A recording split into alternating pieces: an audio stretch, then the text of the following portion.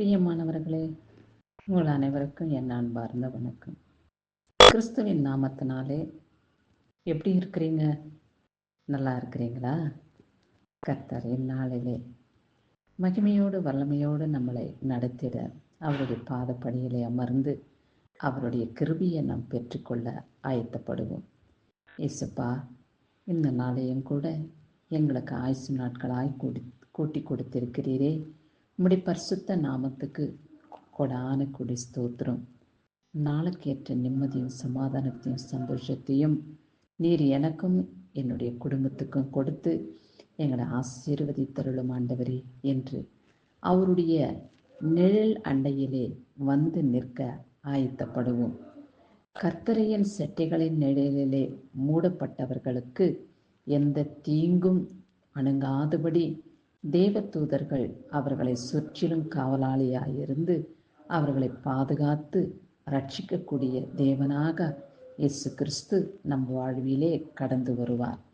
நம்முடைய கரங்களை பிடித்து அவர் நம்மை வழிநடத்துகிற தகப்பனாக மார்போடு சேர்த்தணைத்து நம்மை தைரியப்படுத்துகிற ஆறுதல் படுத்துகிற தாயாக நம்ம வாழ்க்கையிலே அவர் அனுதினமும் நம்மளை தேற்றுகிறதை நீங்கள் அறிவீர்களா? இயேசு கிறிஸ்துவின் இரக்கமுள்ள நாமம், மகிமை நிறைந்த நாமம் நம்மோடு கூட இருக்கிறதை உணர்ந்து கொள்ளுங்கள்.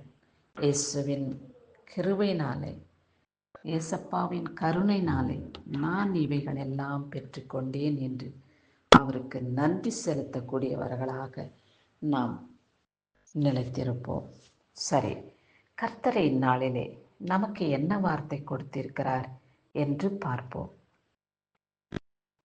1 யோவான் 1:9 நம்முடைய பாவங்களை நாம் அறிக்கையிட்டால் பாவங்களை நமக்கு மன்னித்து எல்லா அநியாயத்தையும் நீக்கி நம்மை சுத்திகரிப்பதற்கு அவர் உண்மை உள்ளவரும் நீதி உள்ளவருமாய் இருக்கிறார் என்று எழுதப்பட்டுள்ளது.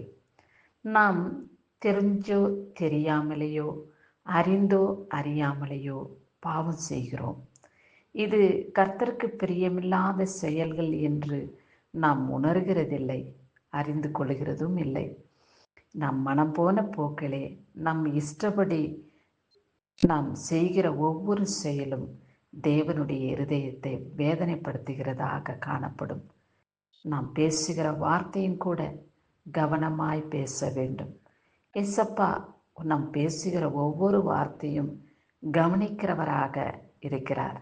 ஒருவர் பேசிக்கொள்கிறது கர்த்தருடைய நாமத்திலே கேட்கப்படுகிறது என்று மல்கியாவின் புஸ்தகம் 3 சொல்லப்பட்டுள்ளது.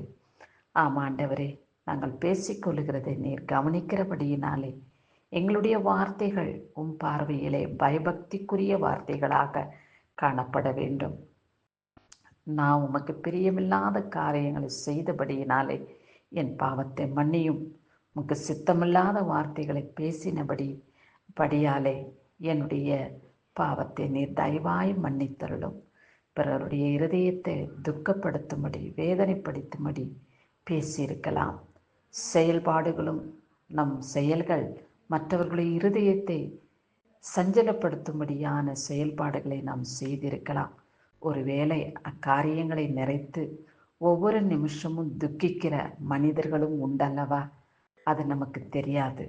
ஆண்டவரிடத்திலே நாம் மன்னிப்பு கேட்க வேண்டும். ஆண்டவரே, நான் செய்தது தவறு என்று என்னை உணர்த்தும் ஆண்டவரே. உமக்கு பிரியமில்லாத பாவங்கள் இவைகள் என்று என்னோடு பேசும் ஆண்டவரே. அப்படி என்று அவரிடத்தில் நாம் பாவ அறிக்கை செய்யும் பொழுது, அறிக்கை என்றால் என்ன? என்னை மன்னியும் ஆண்டவரே என்று அவரிடத்தில் நாம் கேட்கும் பொழுது நிச்சயமாக உங்களை அவர் மன்னித்து உங்கள் பாவங்களை அறிக்கை செய்தபடியினாலே நீதிமான்களாக்கப்பட்டு அவருடைய இரத்தத்தினாலே உங்களை கழுவி பரிசுத்தப்படுத்துகிற தேவனாக அவர் உங்கள் வாழ்க்கையிலே காணப்படுவார். செய்வீர்களா? அப்படி என்ன நான் பாவம் செய்துட்டேன், நான் தேவனிடத்திலே மன்னிப்பு கேட்பதற்கு அப்படி என்று நாம் நினைக்கலாம். அந்த நினைப்பை கொண்டு வருகிறதே சாத்தான்.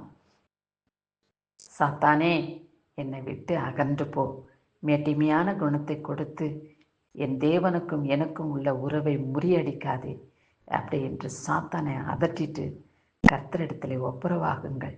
ஆண்டவரே, உமக்கு பிரியமில்லாத நீங்க இஷ்டப்படாத செயல்பாடுகள் வார்த்தைகள் பேசியிருந்தால் தயவாய் என்னை மன்னித்து மண்டையிலே என்னை சேர்த்து கொள்ளும் ஆண்டவரே. ஒருவரையும் நாம் இகழ்ந்து பேசாதபடி மேட்டிமையான இருதயம் நமக்கு இராதபடி தாழ்மையின் இருதயத்தை கர்த்தர் நமக்கு கொடுத்தரல. கர்த்தரோடு கூட நாம் இணைந்திருப்போம். அவருடைய மகிமுள்ள கரம் நம்மளை வழிநடத்தும். ஒரு வல்லமையினாலே நம்மையும் நம் குடும்பத்தையும் அவர் தாங்கி வழிநடத்துவார். ஒருவேளை உங்களில் ஒருவர் யாராகிலுக்கும் நமக்கு வரக்கூடிய சொத்துக்கள், நமக்கு கிடைக்கக்கூடிய சொத்தின் காரியங்கள் வீணாய் போனதே, எங்களுக்கு என் தகப்பனுக்குரியதை என் தாய்க்குரியதை எனக்கு கொடுக்கவில்லையே என்று சிந்திக்கின்றீர்களா? கவலைப்படுகின்றீர்களா? வேண்டாம்.